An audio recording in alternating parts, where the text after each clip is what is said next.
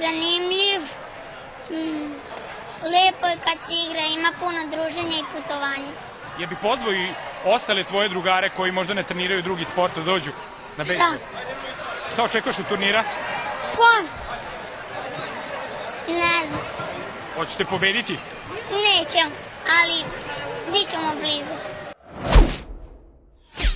Bejsbol ne stoji baš najbolje, pošto popularni sportovi kod dece su fudbal, košarka i sad nekom i kad spomenete bejsbol, on na to gleda onako, šta sad tamo nešto, niti zna pravila, nije zastupljeno nigde na televiziji i deca nemaju kako da se upoznaju sa tim i zato je nama baš drago što organizujemo ovaj turnir svake godine, da možemo nekako da im približimo, da oni vide, upoznaju, da ih zaintrigira igra bejsbola i da dođu i da probaju na kraju krajeva.